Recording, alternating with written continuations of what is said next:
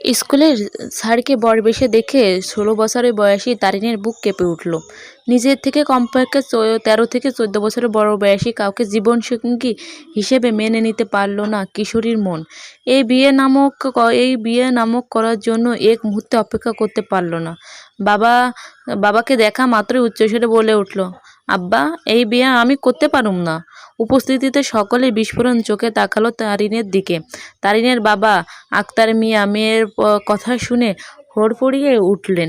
মেয়ের পাশে বসে সে ধীর কণ্ঠে জিজ্ঞাসা করলেন, এডি কি গো আম্মা? আমাগো মান সম্মান মাটিতে মিশাইবো আম্মা? তারিন এবার চারিদিকে নজর দিল। সবাই ওর দিকে চেয়ে আছে। তারিন চুপ হয়ে গেল। আশেপাশের সবার মাঝে গুঞ্জন শুরু হয়ে গেল। সবাই কানাহানি করছে। গ্রামের মানুষ একটা কথা পেলেই সেটাকে দ্বিগুণ বাড়িয়ে বলার ক্ষমতা রাখে। এক্ষেত্রেও ব্যতিক্রম কিছু হলো না। কেউ কেউ তো উচ্চস্বরে বলছে, মনে হইতেছে মায়ের অন্য পোলার লাগে পিড়িতেছে। এটা আনন্দময় বিয়ের বাড়ি। তারিনের এই কথায় হুড়হুড়িয়ে শুরু হয়ে গেল। সবার মিলে ব্যস্ত হয়ে পড়ল। কোনো বিয়ে করবে না সে কারণ খুঁজতেছে। তারিন এই মুহূর্তে ঠিক করবে বুঝতে পারছে না। ভয়ে শুটিয়ে গেল। মাত্রই বরযাত্রীরা আসা শুরু করেছে। মুহূর্তেই পুরো বাড়ি জুড়ে ছেয়ে গেল মেয়েকে জোর করে বিয়ে দেওয়া হচ্ছে। আমজাদ সাহেব কানে কথাটা যেতেই সে তড়িঘড়ি করে তারিনের কাছে ছুটে আসলো। অবাক স্বরে তারিনের বাবাকে প্রশ্ন করলেন, কি ব্যাপার আক্তার ভাই, আপনি তারিন মাকে জোর করে বিয়ে দিচ্ছেন? আক্তার মিয়া চুপ করেই রইল। কি উত্তর দিবে ভাবতে লাগলো। তার তো উত্তর জানা নেই।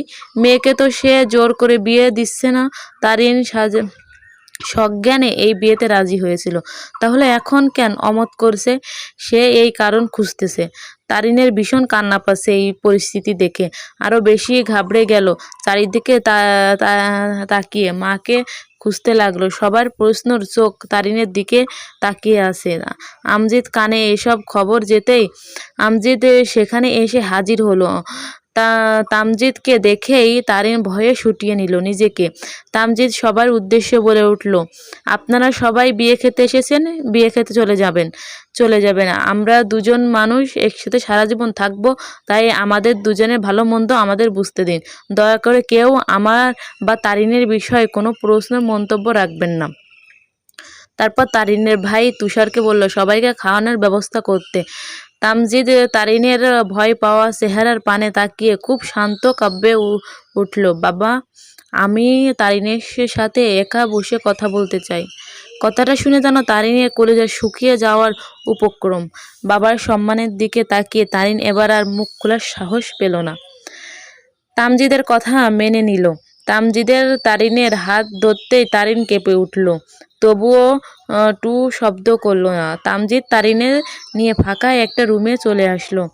এসেই দরজা লাগিয়ে দিয়ে সোজাসাপটা প্রশ্ন করলো, এই বিষয়টা তুমি করতে চাও না? তারিন চুপ হয়ে আছে। বারবার ঢোক গিলছে। কথা বলার কোনো শব্দ বাক্য খুঁজে পাচ্ছে না।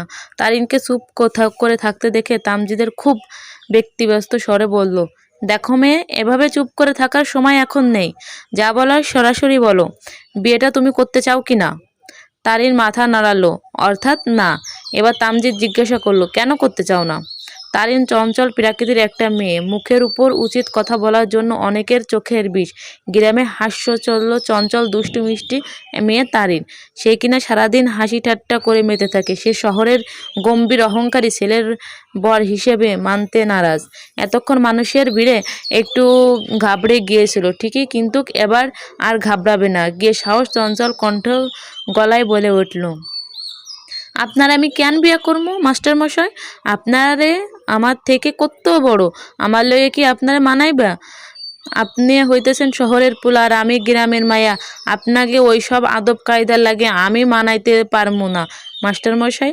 আমি তো জানতাম যে আমার লাগে যার বিয়া হইতেছে সে আর কেউ না, আপনি। আগে যদি জানতাম তাহলে এই বিয়াতে রাজি হইতাম না। লেখাপড়া থেকে বাঁচার জন্যই এই বিয়েতে রাজি হয়েছিলাম। আব্বাই যে আপনার গলায় ঝুলাই দেবে এটা কেমনে কমু? তামজিদের বুড়ো যুগল কুচকে এলো। তামজিদ ছোট থেকেই ঢাকায় বড় হয়েছে। শহরের আদব কায়দা বড় হলেও গ্রামের প্রতি তার বেশ টান। তাই তো শহরের নামকরা স্কুলের চাকরি ছেড়ে দিয়ে গ্রামের স্কুলে এসে জয়েন করেছে। সবেমাত্র 1 মাস হলো। এই 1 মাসে তামজিদের জীবনটা সম্পূর্ণ বদলে গেছে। পরিস্থিতির শিকার হয়ে নিজের থেকে এত ছোট বয়সে কাউকে বিয়ে করতে হচ্ছে। শুধু তাই নয়, নিজের ভালোবাসার মানুষটিকেও বিসর্জন দিতে হচ্ছে। অজানা ব্যথায় তামজিদের বুক চিনচিন করে উঠল। দম বন্ধকার। পরিস্থিতি থেকে যত তাড়াতাড়ি বাস্তব বের হওয়ার রাস্তা খুঁজতে লাগলো। তাই এই বিষয়ে আর কথা বাড়ালো না। যে কারণেই হোক বাবাকে দেওয়া কথা রাখবে। এই বিষয়টা ও করবে, বিয়েটা এই করবে। বাবাকে সাইডে রেখে তামজিদ শান্ত স্বরে জিজ্ঞাসা করলো, তুমি তোমার বাবাকে ভালোবাসো? হুট করে এহেনে প্রশ্ন করা তারিন অবাক পানে চাইয়ে উত্তর দিল, এডি এডি কোনো কথা জিগালেন? আমার বাপেরে আমি ভালোবাসুন না তো কোনো মায়া দেখছেন? বাপেরে ভালোবাসি না। তামজিদ বিরক্তিকর স্বরে বলল, যা জিজ্ঞেস করেছি সেইটুকুর উত্তর দাও, ভালোবাসো কি না? আমার বাপেরে আমি মেল্লা ভালোবাসি। তাহলে তুমি কি চাও? তোমার বাবার সম্মানহানি হোক, গ্রামের মানুষ নানাভাবে অপদস্থ করুক, আপনজনের কথা শোনাক, চাও? তারিন আতকে উঠল, বিস্ফোরণ স্বরে বলল, না না, এইসব আমি কেন চাইমু? আমার বাপেরে কেউ কিছু কইলে ওইটা আমার সহ্য হইতো না। তামজিদ পুনরায় বলল, এই বিয়েটা না হলে তোমার আমার দুজনের পরিবারের মান সম্মানই হবে। গ্রামের লোকরা নানা কথা বলবে, তোমার নামে বদনাম উঠাবে। এইসব সহ্য করতে পারবে তো? তোমার বাবা সহ্য করতে পারবে তো? এই বিষয়টা যদি তুমি না করতে চাও তাহলে আগেই বারণ করতে। এই বিয়েটা আসলে তুমি বসে বিয়ে করবে না বলছো, পুতুল খেলা পেয়েছো নাকি এটা? দেখো মেয়ে, তুমি আমার থেকে বয়স ও মেধায় দুইটাই জায়গায় ছোট।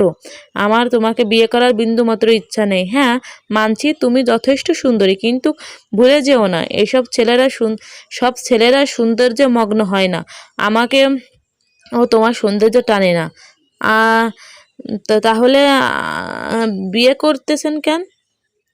তামজিদ একদম কথাগুলো বলে যাচ্ছিল, এর মধ্যে তারিনের প্রশ্নে দমে গেল।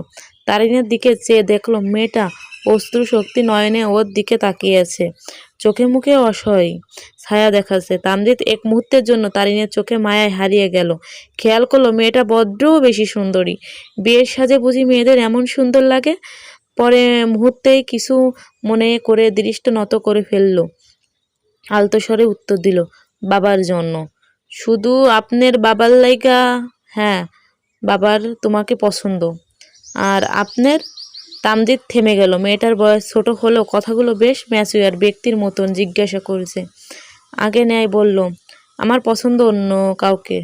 তারিনের বুকটা মোচড় দিয়ে উঠল। যতই হোক, কোনো মেয়ের পক্ষে হবু বরের মুখে এই কথাটা সহ্য করার ক্ষমতা নেই। অসহায়ের মতে বলে উঠল, তাহলে আমারে বিয়া কইরা আমার জীবনটা নষ্ট করবেন কেন? আমি গ্রামের মানুষের কথা দাঁতে দাঁত আটকাইয়া সহ্য কইরা নিমু।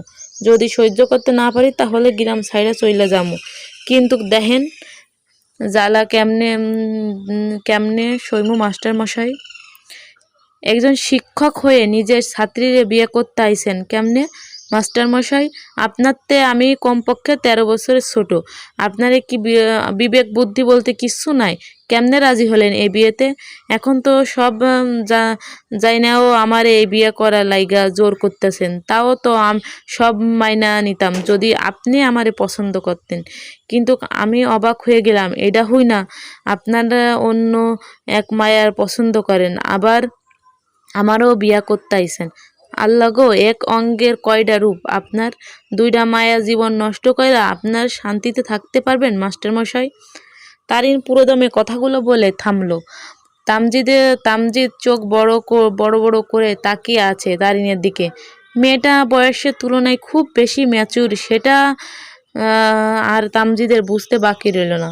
তামজিদ একটা দীর্ঘশ্বাস ছেড়ে শান্ত স্বরে বলল, বিশ্বাস করো, আমার কিছু করার নাই। আমি এই বিয়েটা করতে চাইনি। আমার মা ক্যান্সারে পেশেন্ট। আমার মায়ের হাতে বেশি সময় নাই।